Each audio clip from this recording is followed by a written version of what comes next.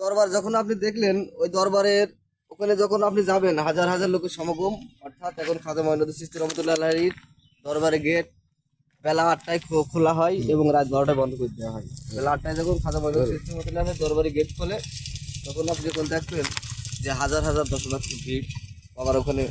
তো ওখানে যখন ভ্রমণ করে দরবারের ভিতরে বাউন্ডারি দিয়ে, ওখানে একটা পাক সকলকে, সাথে সাথে পুলিশ আছে। এবার ওখান থেকে সামনে আপনি তাকাবেন, একটা পাহাড়, পাহাড়ের উপরে দেখতে পাবেন বিরাট একটা বড় পাহাড়, যা চোখে ধরে কি ধরে না। উপরে একটা দরবার আছে পাগলা বা পাগলা পাগলা আমার দরবারে অলৌকিক বাতি জ্বলে।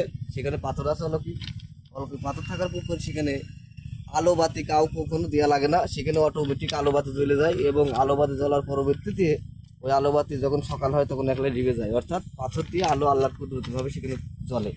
এবং ওই জায়গায় ওই পাহাড়ের নিচেই পাগল ফকিরের নোংরখানা, অর্থাৎ খানা দানার ব্যবস্থা, ডান খিচুড়ি।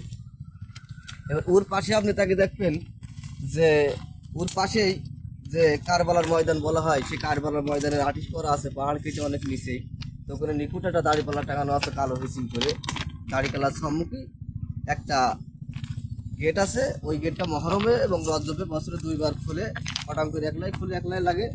খাজা মঈনুদ্দিন চিশতী রহমতুল্লাহ আলাইহি 360টা যে খাদেম আছে, 360টা খাদেমের ভিতরে একটা খাদেম ওখানে যেতে পারে, আর কেউ যাইতে পারে না। অর্থাৎ সেই খাদেমটাই ওখানে যে ওইগুলো পয় পরিষ্কার করে এবং আলোবাতি বছরে 2বার সেজে ঝাড় ঝুড় দিয়ে পরিষ্কার করে আসে। তবে ঝাড় দেওয়ার কোনো লাইন নেই, তবে পাতাপতি আর কি, পাতাপতিও নেই, ধুলো মাটি কোনো ব্যবস্থাই নেই।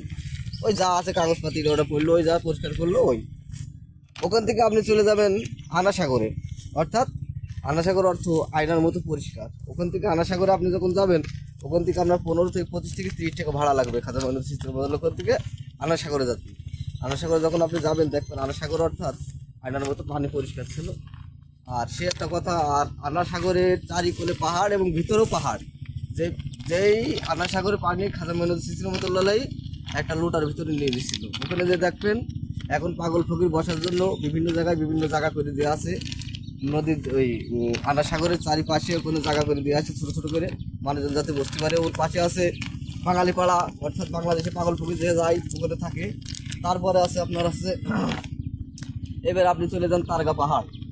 তারগা পাহাড়ে আপনি যখন যাবেন তখন দেখতে পাবেন যে তারগা পাহাড়ে এখন পিচ রোড করা হয়েছে, পায়ে পথও আছে, সব রকম ব্যবস্থায় আছে।